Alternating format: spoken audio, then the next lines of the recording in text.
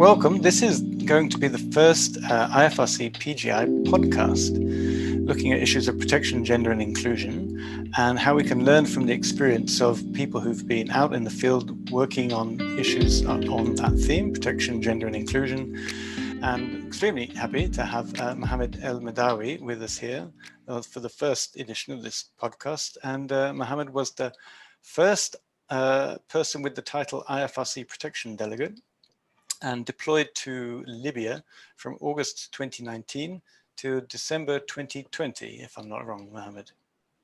Correct. And you're speaking to us from a beautiful location, not in Libya anymore. Where are you? I'm in Spain at the moment. And whereabouts? Andalusia. Okay. Well, thank you so much for joining us from south of Spain. Lovely spring sunshine coming through. And also joined by Lisa Akero, Gender and Diversity Coordinator, and also PGI in Emergencies Coordinator, amongst many other things. And Lisa, of course, you supported Mohamed in a lot of his work in Libya.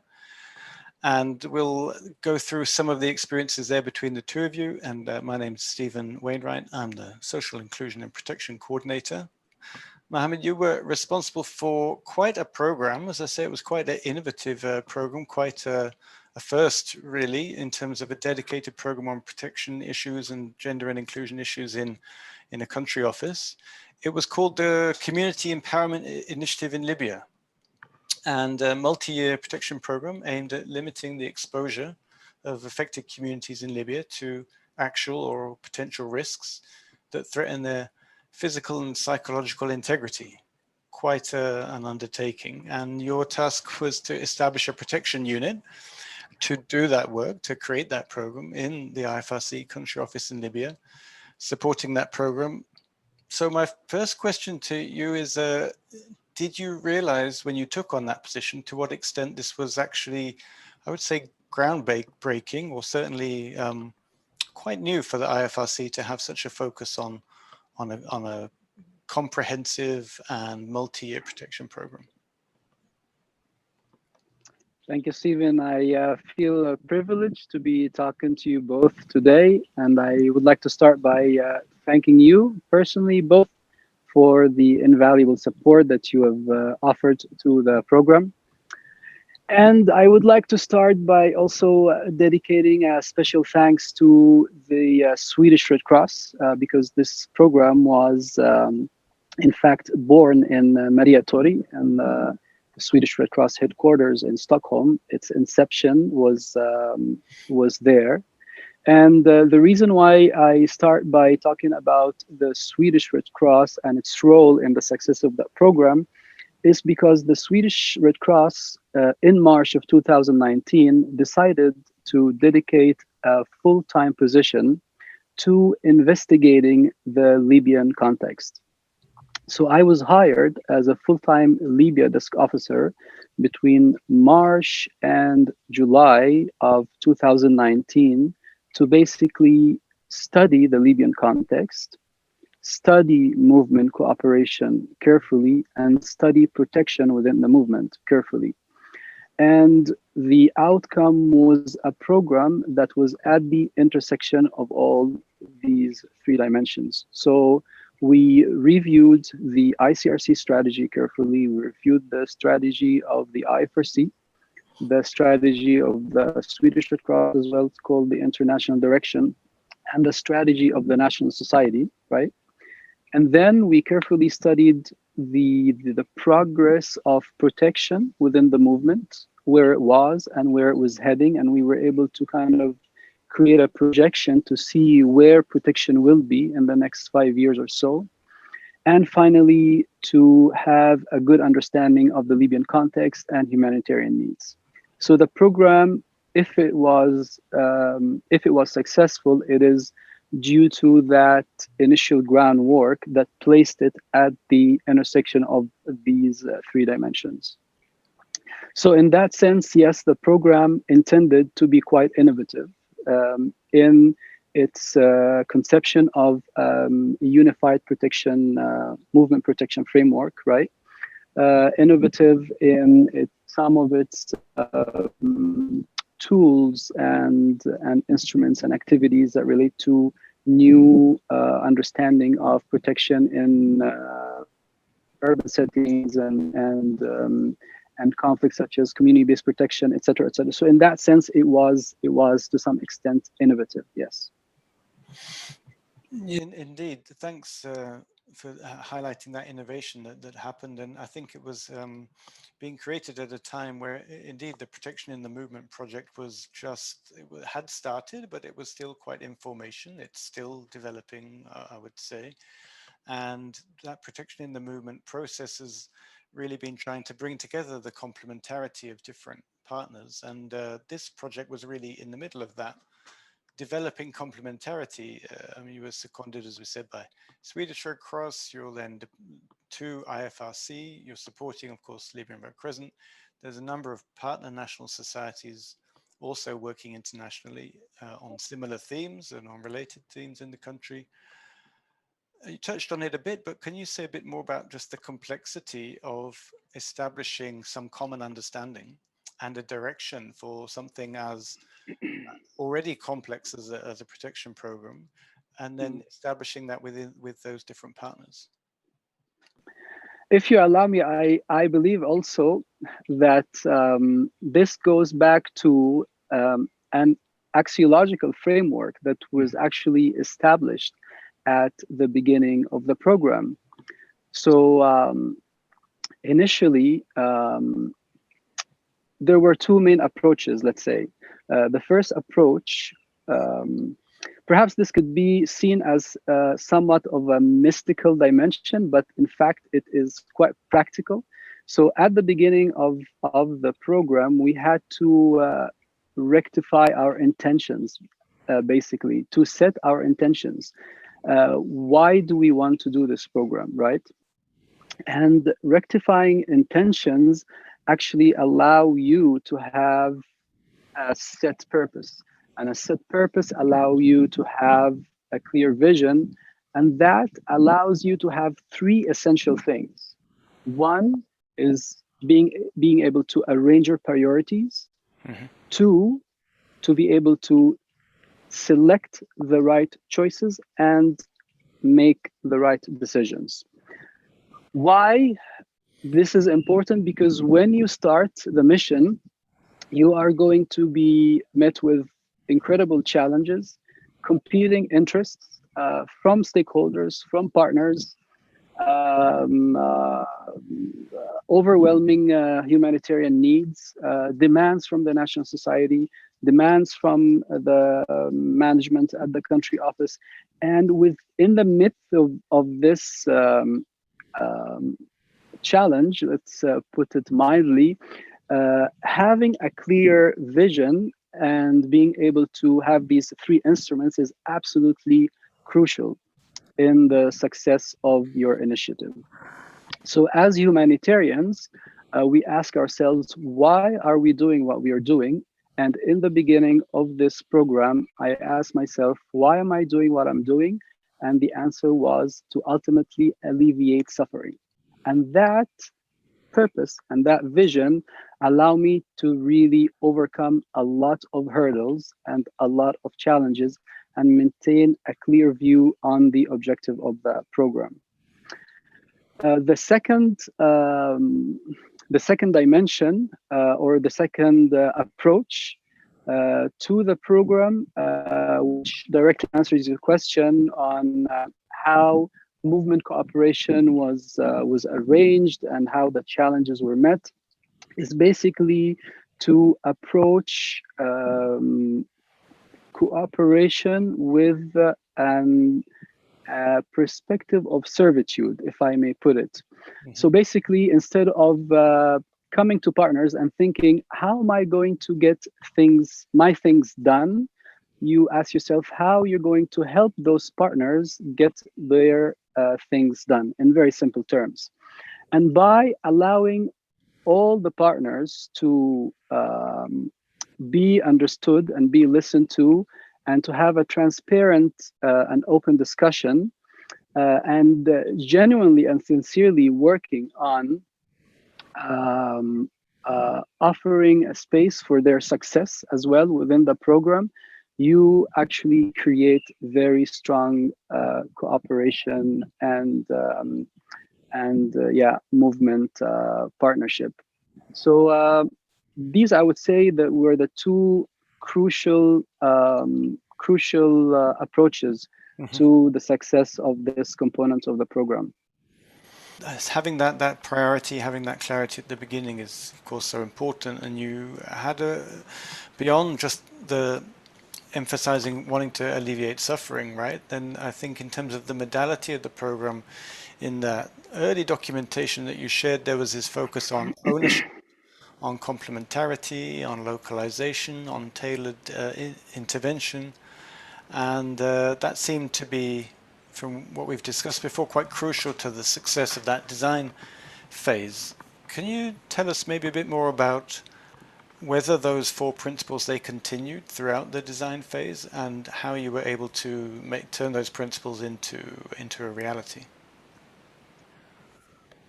With sweat and tears, as simple as that, really. So, of course, we come into the field as humanitarians, and people do not receive us with open arms, right? Some see in us an opportunity of funding. They see a dollar sign written on our forehead. Some, and it's a reality, you know. I mean, we have to talk about these things. Some see an opportunity for a visa, you know, to go somewhere to Europe or whatever. Some partners are under a lot of pressure from, you know, the back donors, and they just want to get things done, you know. And you know, there's a lot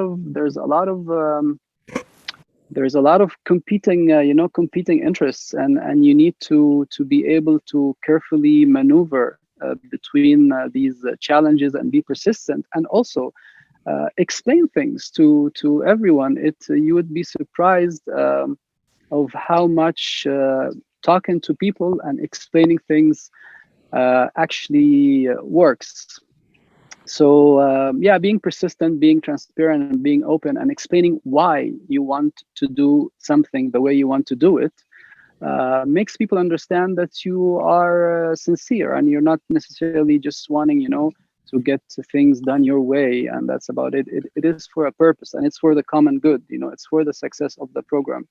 And was that So yeah, part of the initial basic protection training that you did for the senior management? Because I think we've seen for many years, but when doing developing the upcoming strategic framework for protection and gender inclusion, that Lisa, of course, you've been very much spearheading, and I think in the lessons learned around that, we've seen that having senior management involvement and understanding is important. Maybe, Lisa, you can just say a word or two about that generally, and then let me ask Mohamed about how that worked in the Libyan context. Sure. I can maybe frame it around the process around developing a new strategic framework for PGI. Through that consultation process, we've asked a lot of colleagues, a lot of staff and volunteers in national societies and the IFRC about what are some key elements that we need to have in place to ensure we do better protection, gender, and inclusion work. And repeatedly, it's been said that, you know, leadership, both operational leadership, but also strategic and senior leadership within national societies and within the IFRC,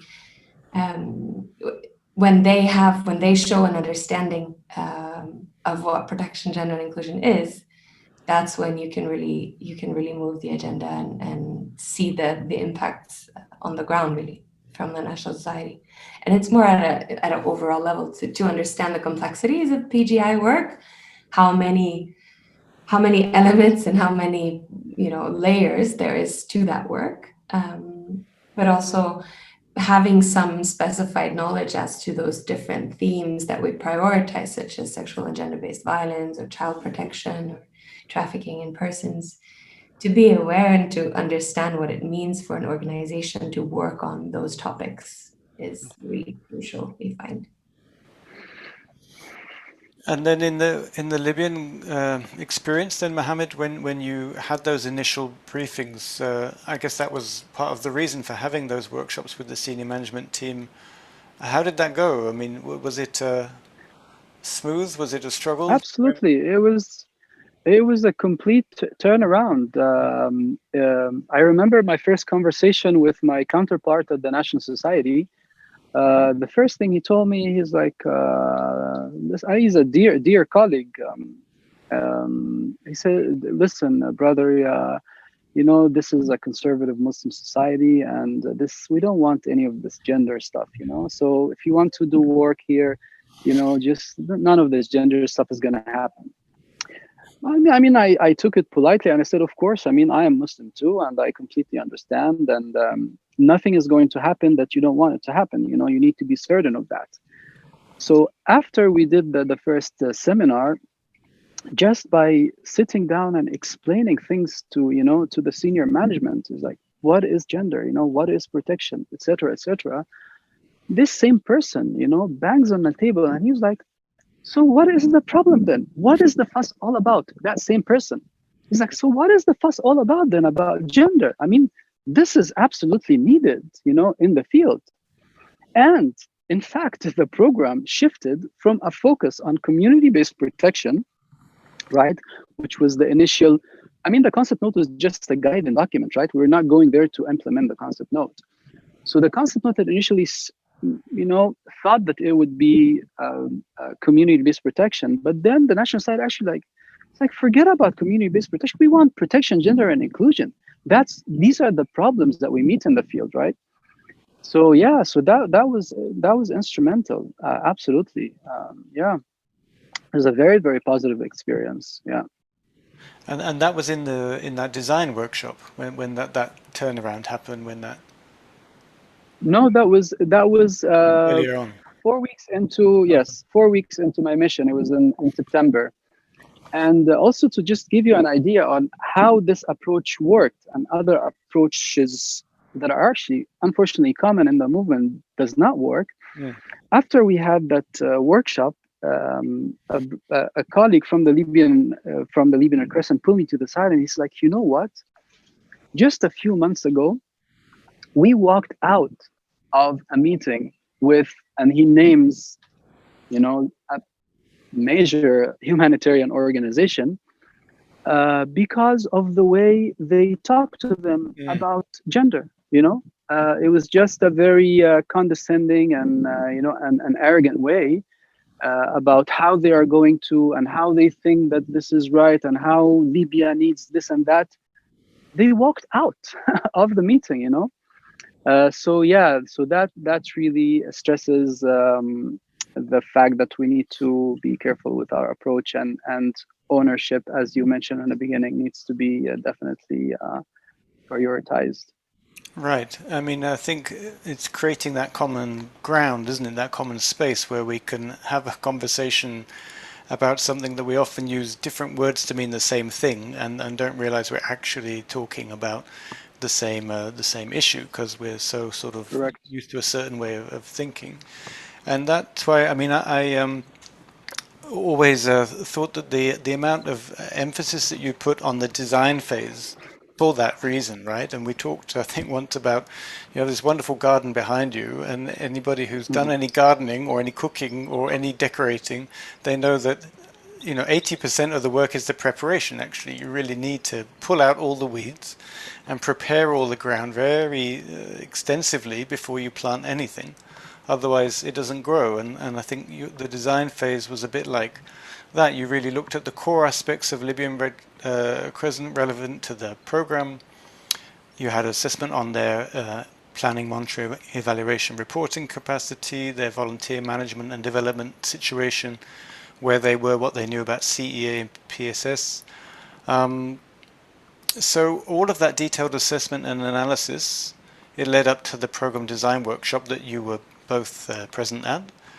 How did that go? If you have, you know, recall back to that program design workshop, what was some of the greatest achievement from that workshop? Yeah, so I mean, these assessment workshops were absolutely crucial, especially in the Libyan context, because we had so little data, about the humanitarian situation on the ground and about the Libyan Red Crescent. The Libyan Red Crescent had very poor documentation of their organizational status. They have been under incredible pressure to respond to overwhelming humanitarian needs for 10 years, and they had absolutely no chance to work on organizational development or assessments. So we didn't know who we were working with or who we were about to work with, and we didn't know what was the humanitarian situation on the ground. So these assessments were absolutely crucial. Otherwise, how are you going to design activities based on what? You have to have an understanding, right, of a situation that you base your actions on. So if you don't have that understanding, the actions are going to not serve the purpose, right? Yes, so that was absolutely crucial. And as you say, the information the data we were able to extract from the assessment workshops about the Libyan Red Crescent, and the data we were able to extract from partner organizations from the ground about the humanitarian situation was the core element that the discussion centered around in the design workshop. So that was crucial. Okay, and Lisa, what's your most sort of striking memory of that workshop? So there were, I was lucky enough to be able to run 2 different workshops, and the first one was the assessment that Mohamed just talked about. So a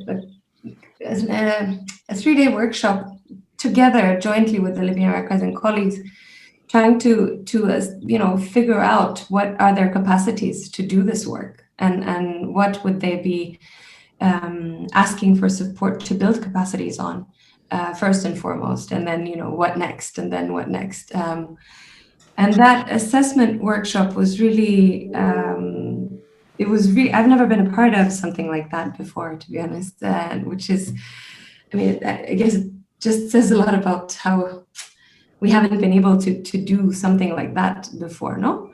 And it was a fantastic process because you really got to, we had set up an agenda, I prepared some slides to go through different sessions, but then it completely changed after the first hour of the interaction with colleagues, because you have to be dynamic and you have to contextualize and adapt as you go. So we kept doing that and having to improvise on our feet, because you would in answering one question you would get lots new questions and then start tackling them and dig a bit deeper. It was fantastic to be able to do it that thoroughly and to be able to do it that participatory as well, and not just rely on formal internationally recognized tools or approaches, but really go into, okay, where are you starting from, and where do you want to go? Which led us then to, of course, the design workshop, which was very much, as Mohamed said, based on all of these assessments, kind of bringing together these pieces that are very interlinked and codependent, so to speak. So if you don't have a proper PMER system in place, how are you going to even plan any of these activities that you want to do on PGI? So it was very comprehensive, very, very demanding. It was a very, hard work, very, very long days, but absolutely worth it, and very inspiring. That whole process ended up, I think, with good and reasonable priorities. Within PGI, it's the starting point is, okay, how do we ensure safety and dignity and access for all these people in the Libyan communities that the colleagues are working with, and then to really, through that process, really come up with key priorities and scoping it down and trying as good as we could to both be ambitious, but at the same time have realistic goals in terms of what steps are necessary to actually get to a place where you can mitigate, prevent, and respond appropriately to risks of trafficking in persons, for example, which is extremely complex. So.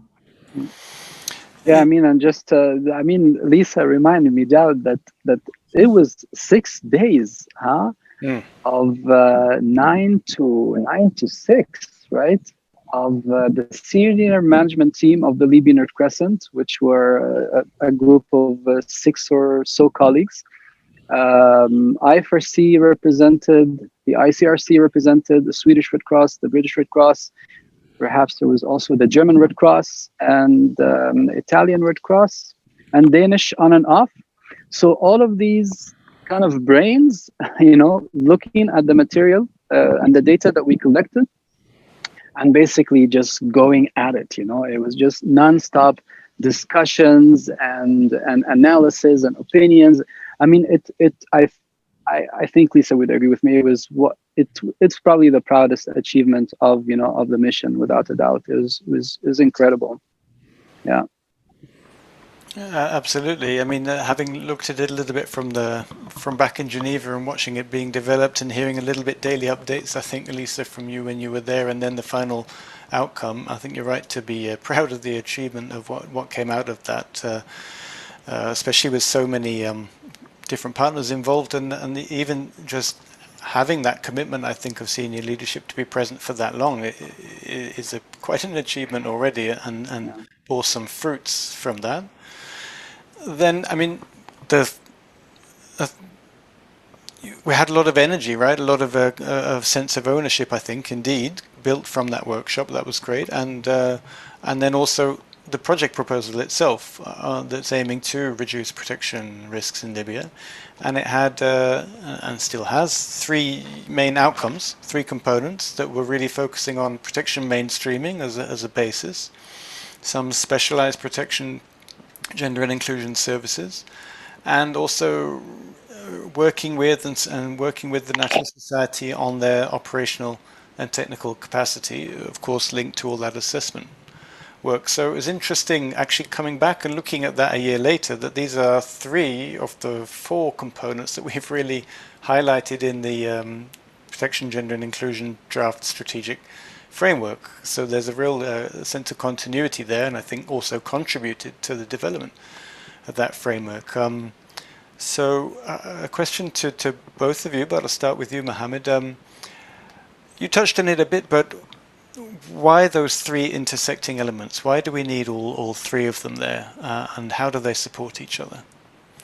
So from the protection mainstreaming, and then the more specialized work, and then the institutional capacity building, or the institutional development work. Well, to be honest, that came out of our discussions with the Libyan Red Crescent. I mean, these were the demands of the field. One, the Libyan Red Crescent had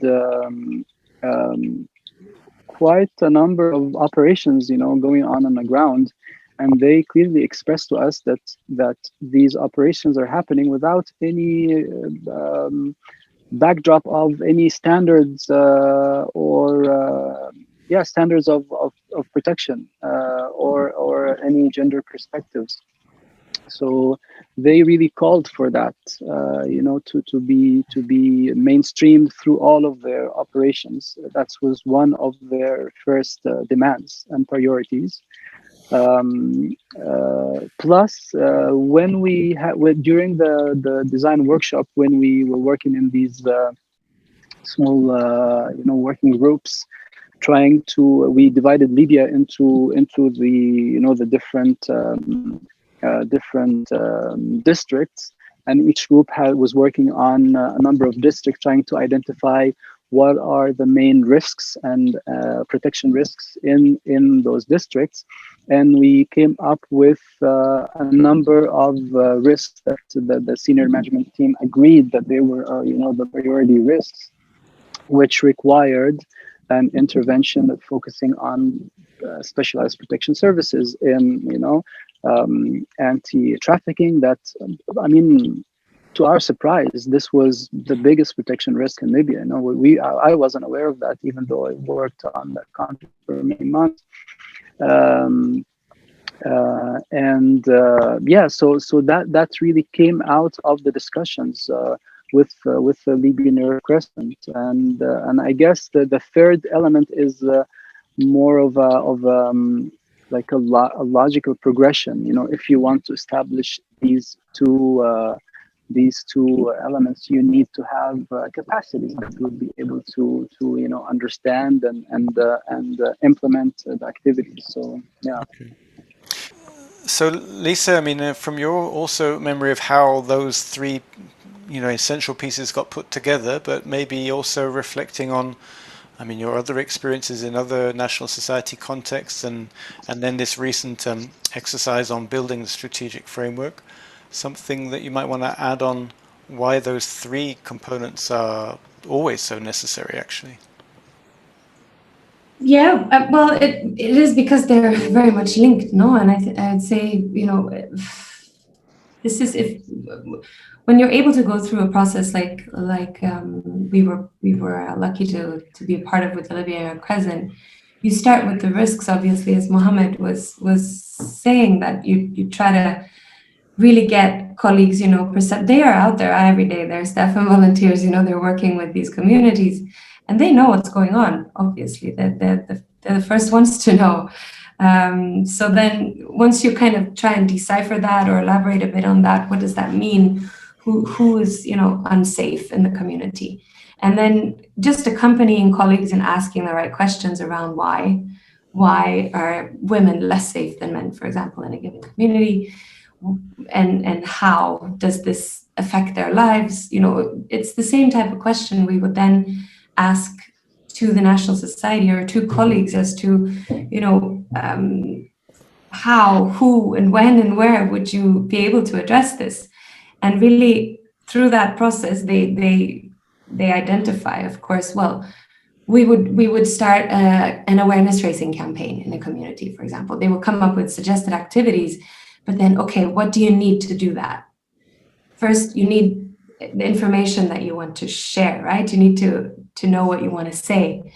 Yes, and do you know what you want to say? Nah, maybe we need a training. Yes, okay. So we start with, and then you start building up that step-by-step kind of road to the end point being hopefully that there will be an awareness raising campaign in a given community in Libya around a certain issue. So and that's only for that type of work. But then and then what? If you start raising awareness about a problem, then you will get questions or information back based on that, no? If you start asking community members questions about whether or not they're safe, then they might tell you that really they're not. And what do you do to respond to that?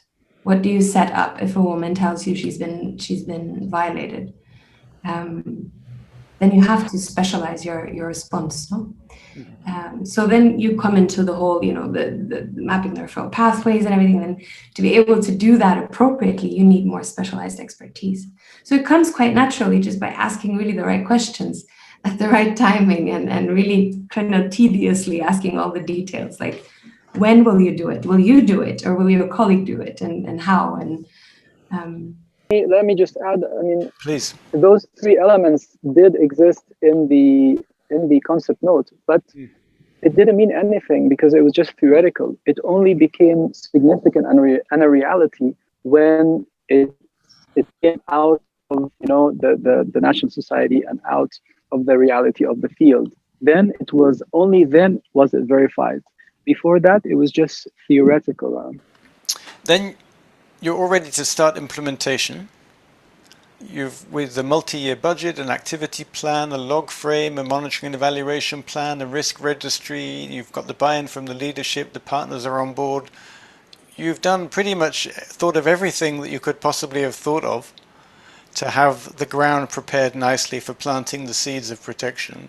Extremely well prepared and weeded. Only one thing that you didn't think of, which was a global pandemic arriving in Libya and the rest of the world, pretty much, if I'm not mistaken, at the point you were ready to start implementation. So, like so many people around the world over the past year, you had to radically reassess how are we going to do this now? The challenge came in the shift in funding. So all of a sudden, all the money wanted to go to contingency plans, right? So the program was not the priority anymore. And also, then the workload shifted to serving those contingency plans, right? So all the time and the effort was dedicated, to contingency plans. So then the program needed to be put on hold a bit, and then because we thought the pandemic was going to be over in 2-3 months, right? And then when we realized that this is, here for some time, then we decided to scale down the program so that it can still be managed alongside COVID-19 specific activities. Yeah, and that's what we did. Yeah.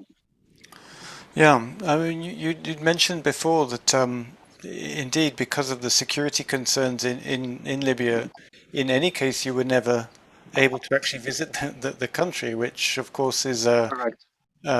very unusual in many cases to not at all be able to visit the country that you're responsible for implementing the program in. Do you think it is actually possible to support a country level program without being able to visit? I mean, how did you manage? What kind of creative tools did you use? And would you see it as something feasible or really to be avoided? I think to be avoided, to be honest, because especially in such a program where there's a lot of innovative tools and activities, a lot of new concepts, and a national society that is quite new, to protection work. You needed to be there, right there and then in the midst of the volunteers and supervising activities. Otherwise, I don't see how you can really achieve the impact that you're aiming for remotely. It's just, I don't know. I don't think it would be effective to that sense, and it should be avoided, yeah, at all costs, for sure. Okay. Yeah. If I can maybe add, I mean, we were together face to face in the same room in Tunis with Libya and our cousin colleagues during the assessment workshop and the design workshop. And these days we're trying to do a lot of things remote, like we're building online remote trainings. And I just, there's something to say about being able to really have those real conversations and discussions about issues around protection, gender, and inclusion face to face. I think was really, really crucial. And we weren't able to go to Libya, but they were able to come to Tunis, and I don't think we would have come to the same conclusion or to the same, had those processes been done in the same way if we were not in the same room. Yeah. They're so sensitive, these issues, and the way that you need to, like we were talking about earlier, kind of adjust and really try to find the best way to discuss it and the best way to talk about it. It's nearly impossible online, I would say. No, being in the same, it's difficult to imagine those discussions, especially when you don't know people or don't know the people or the national society to do that, not face to face, for sure. Do you think, though, Mohamed, the fact of having those conversations, even though they were face to face, not in country, also had some influence on how the discussions went? So the way that we kind of tried to go around this challenge is, as Lisa mentioned, that we couldn't visit Libya, but we were able to bring a lot of the volunteers, the heads of branches, the technical managers, and the senior management team to Tunisia several times to have these one-on-one discussions. And I just want to point out that this was absolutely crucial, especially around sensitive issues related to protection, and especially with the Libyan context. I mean, I think we really broke a major barrier in one of those workshops when we sat down and were one. And I have to also point out that Lisa was the lead expert in this workshop, and truly it was due to her aptitude and humility and transparency and openness that the Libyan Red Crescent accepted these activities and welcomed it into their communities, because at that time we were talking to 8 or so heads of branches from all around Libya. Some were very remote communities, people who are extremely conservative, and talking to people in a certain way, including being inclusive, being understanding. That was really the breakthrough in the program. Yes, so having the one-on-one conversation that's essential. You have to have that. You have to sit down in front of the people and just, yeah. And then the second kind of thing we did to kind of go around this remote challenge is to conduct a lot of trainings. So we did online trainings, and that's something that you can do online. It compensates a bit, but it stops there. Once you want to implement the activities, I think that you have to be in the midst of the volunteers, and yeah. Repeatedly emphasize the importance of ownership, right, from the beginning and all the way up, from the first moment to the last. And you've talked quite a bit about how you were cultivating that sense of ownership in different ways. But maybe just to put it a little bit in a nutshell, I mean, how did that sense of ownership, to the extent you were able to create it, how did it support the development and implementation when you came to implementation phase? How did it support the smooth running of the program? Well, I mean, I can point out two milestone events. The first interaction with the senior management team, right, in September, when they realized that I'm there to actually support what they want to do, they started to be like, oh, like, because they were on their guard, because they they were, I guess, kind of cautious based on previous experience, that that they need to kind of push back and need to make sure that that no one tells them what to do, and that but when they realize that, okay, I'm here to really see what you want to do, and I'll do my best to support it. So that was like really a change of perspective, and they realized, well, this is actually our program, like no one is asking us to do anything, that we are going to be asking you, right, to do what we want to do. So that was the first step, and that really made the Libyan Red Crescent absolutely engaged. I mean, we wouldn't have been able to, for example, conduct these 4 assessment workshops in such a short time with such a large number of participants, right? If it wasn't that they believe that this is actually serving their organization, right? And this is working for the interest of their organization, and this will eventually benefit their communities. That was their belief. We weren't offering them any money, by the way, at that time, right? It was just doing these assessment workshops because perhaps at some point in the future we're going to receive some funding, right? So they were engaged even though there wasn't any funding.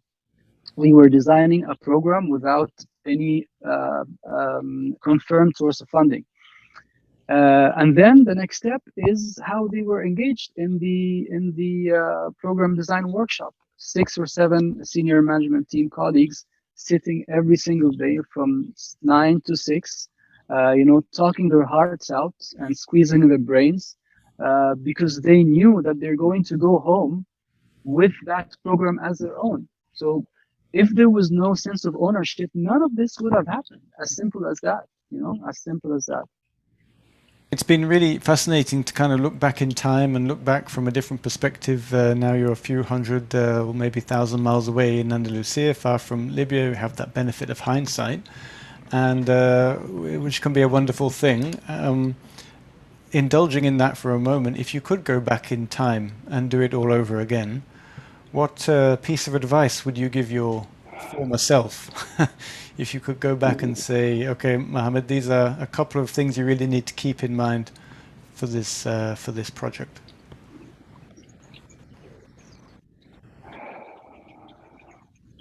That's a tough question.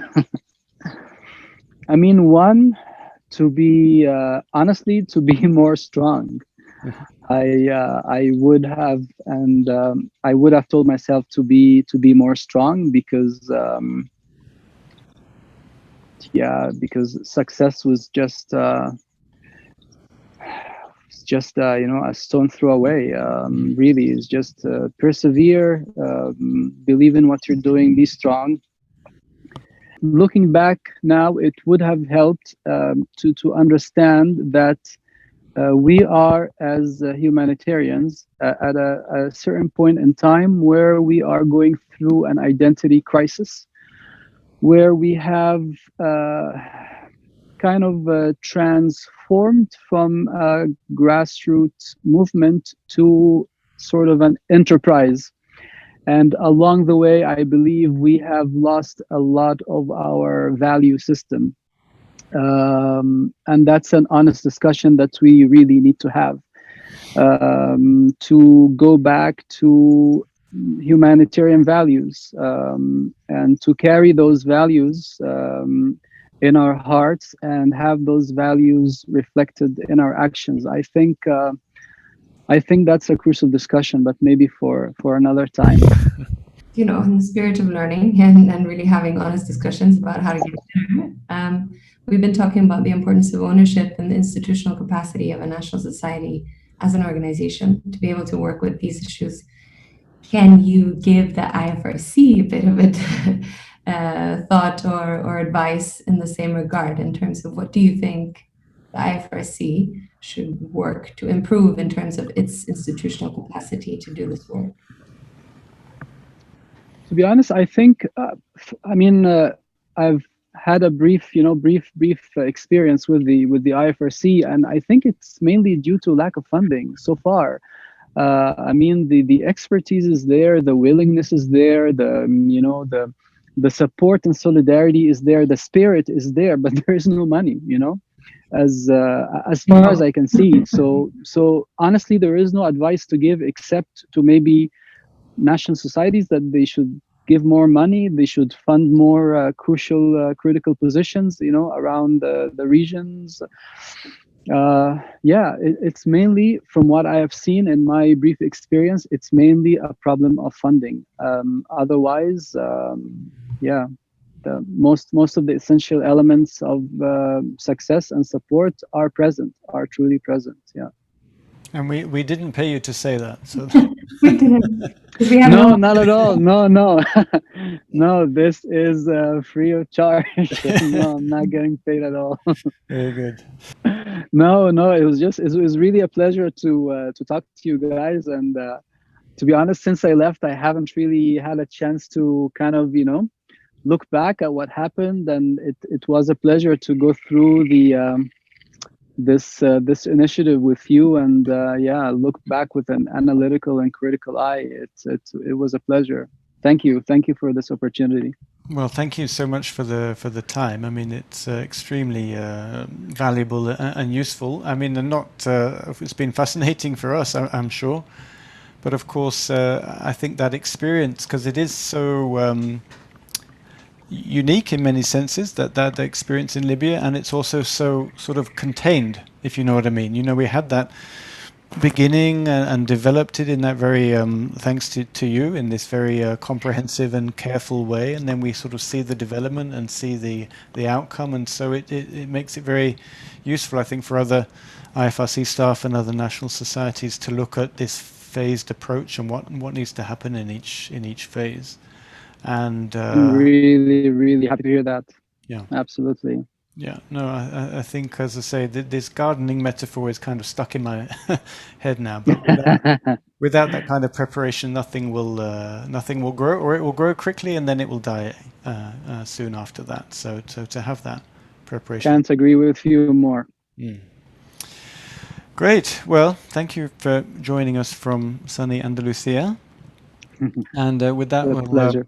draw this first PGI podcast to a close. Thanks, Lisa, for being here. Thank you, Mohamed, for being here. And looking forward to the next one.